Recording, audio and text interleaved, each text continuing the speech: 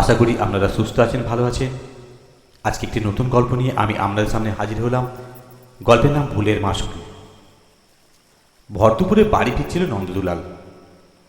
School থেকে half ছুটি নিয়ে পুড়িমুড়ি দৌড়চ্ছেন। কি যেন একটা জরুরি কাজ আছে বাড়িতে, কিন্তু কাজটা কি এই মুহূর্তে সে মনে করতে পারছে না কিছুতেই। ইদানিং তার একটা ফ্যাসাদ হয়েছে। তার স্মৃতিশক্তি বড় বেশি বিশ্বাসঘাতকতা করছে আজকাল। এমনিতেই নন্দদুলালবাবু আলাভোলা বলে বরাবরই একটা অখ্যাতি আছে তার। 7-এর অ্যালজাবরা ক্লাসে বেমালুম 10-এর জিওমেট্রির কঠিন কঠিন এক্সট্রা অঙ্ক বসাতে। চাল আনতে বললে আনতেন চালতা, আর তেঁতুলের বদলে তেজপাতা। তবে সম্প্রতি বিস্মরণের অসুখটা যেন মাত্রা ছাড়িয়ে গেছে। রাস্তাঘাটে পরিচিতদের চিনতে পারেন না, আবার অপরিচিতদের চেনা ভেবে দিব্যি ডেকে গল্প করেন।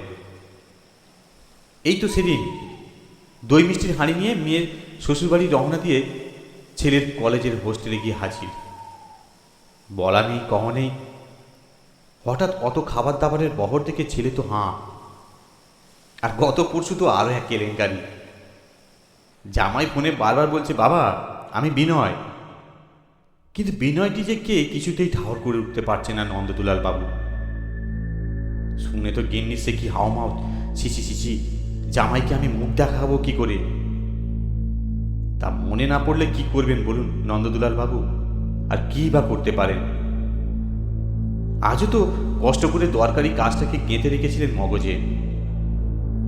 স্কুলেও বার কতক ঝালিয়ে নিয়েছেন, অথচ ফ্ল্যাটবাড়ির গেটে পৌঁছানোর আগেই মস্তিষ্ক বেভাগ ফর্সা। একে চৈত্র মাস, ঠাটা রোদ্দুর, রাস্তায় জনমনুষ্যী নেই। রিক্সার ভাড়া মিটিয়ে নন্দদুলাল বাবু ঝুম হয়ে দাঁড়িয়ে রইলেন কিছুক্ষণ, আর একবার খোঁজালেন মগজটাকে। গিন্নি আজ বাপের বাড়ি গেছেন। হ্যাঁ, ফ্ল্যাট পাহারা দেওয়ার কথা ছিল, নাকি অন্য কিছু, এই ভাবছেন।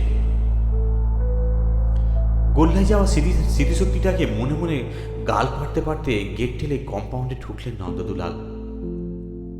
কপালে ইয়া মোটা একটা ভাঁজ ফেলে সিঁড়ি ভাঙছেন তিনি। চারতলায় পা রেখেই থমকে গেলেন আচমকা। তাদের ফ্ল্যাটের দরজায় কেউ। বছর 25-এর এক যুবক ঝুঁকে কি যেন করছিল দরজায়। লিকলিকে রোগা, মধুকুলকুলি আমের মতো মুখ, আর পরনে কুচকুচে কালো ফুল প্যান্ট, ক্যাটক্যাটে সবুজ টি শার্ট, হাতে নানান মাপের স্ক্রু ড্রাইভার। মানুষের সাড়া পেয়ে চমকে ফিরেছে ছেলেটা। হাত পিছনে করে যন্ত্রপাতি লুকোচ্ছে। কি আশ্চর্য! সঙ্গে সঙ্গে নন্দদুলালেরও মনে পড়ে গেল আজ টিভির মেকানিক আসার কথা ছিল বটে। পাঁচে লোকটা ফিরে যায়, তাই তাকে একটু চটপট আসতে বলেছিলেন গিন্নি।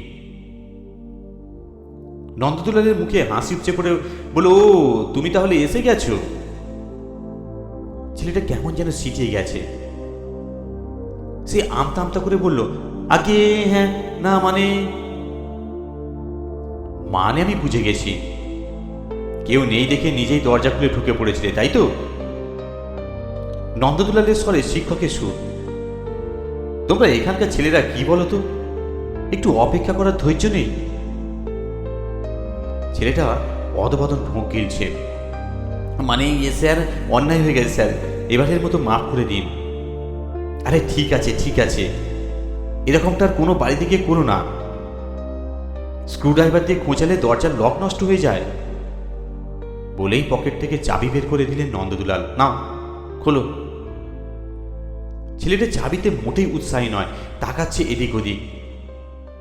হঠাৎই শুরুত করে ধাঁ মারার চেষ্টা করল। অমনি নন্দদুলাল খপ করে তার কবজি চেপে ধরেছেন, আর গলায় গলায় বলছেন, কাজ না সেরে কেটে পড়ছে যে বড়। আজকের মতো ছেড়ে দিন স্যার, ছেলেটার মুখটা কাঁদো কাঁদো, হ্যাঁ দয়া করুন স্যার। আরে সিনকিট করছো কেন? এসেই যখন পড়েছো কাজটা সেরেই যাও না। দরজা থেকে চলে গেলে তোমার মাসিমাকে আমি কি কৈফিয়ত দেবো? হ্যাঁ, আমার আমার মাসিমা? হ্যাঁ, আমার গিন্নি। তোমার জন্যই তো আমায় চটপট আসতে বলেছিলেন। বলতে বলতে নন্দদুলার চাবি ঘুরিয়ে দরজা খুলছেন আর টানলেন ছেলেটাকেও। বললেন, এসো, ভেতরে এসো। ফ্ল্যাটে ঢুকে ওই ছেলেটা জড়সড় হয়ে দাঁড়িয়ে সোফায় শরীর ছেড়ে দিয়ে নন্দদুলা বললেন, কি হলো, বসো। সেটি বলল, বাবা, বসবো? আরে অবশ্যই, যত নগণ্য কাজে তুমি আসো না কেন, তুমি এখন আমার অতিথি, আর অতিথির সমাধান করা গৃহস্বামীর কাজ, কর্তব্য। কি বুঝলো কে জানে, ছেলেটা হাঁটু কোতরে বসলো সোফায়, পিটপিট চোখ চালাচ্ছে ফ্ল্যাটময়। নন্দদুলার গলা ছাড়লেন, এবার তোমার সঙ্গে ভালো করে আলাপ পরিচয়টা সেরে ফেলা যাক। তা কি নাম তোমার? আগে ননী, ননী গোপাল। বাহ, তুমি আমি তো তাহলে একই হে। ননী গোপালও যিনি আর নন্দদুলালও তিনি, কি ঠিক না? কি যে বলেন স্যার। ননীগোপাল বেজায় লজ্জা পড়ে গিয়েছে এবং গা মুছড়ে বলল, কোথায় আপনি আর কোথায় আমি? আরে নিজেকে কখনো ছোট ভাবতে নেই ননীগোপাল, দুনিয়ায় কোনো কাজই হেলা ফেলার নয়। তুমিও পরিশ্রম করে খাও, আমিও খেটে খাই। তফাৎ এইটুকুই, আমার হাত থাকে চক ডাস্টার আর তোমার হাতে স্ক্রু ড্রাইভার। তা যে যার পেশায় যা লাগে। বাহ, বেড়ে বলেছেন তো এতক্ষণে ননীগোপাল যেন অনেকটাই সপ্রতিভ। সত্যিই তো, খেটি খুটি তো খাই।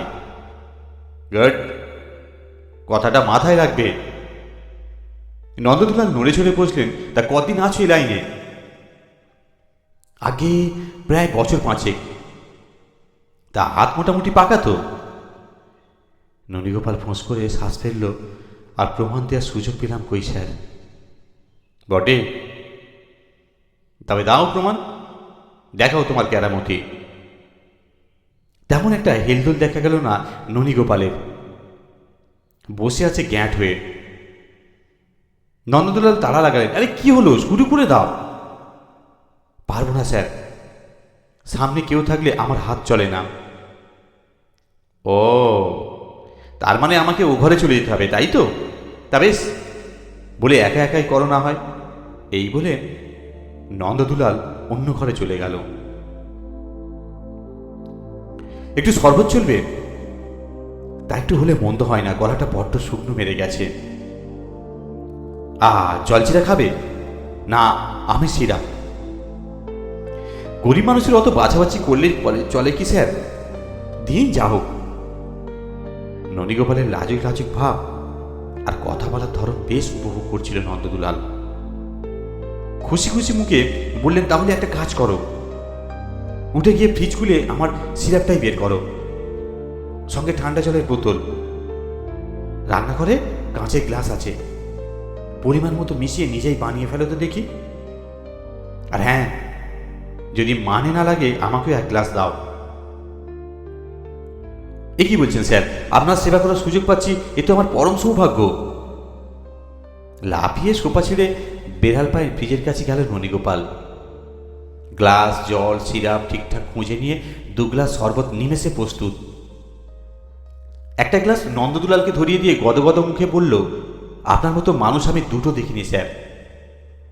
লোকে আমাদের সঙ্গে কি ব্যবহারটাই না করে, আর আপনি কি না এই দিনহীনকে তরিযুক্ত করে শরবত খাচ্ছেন।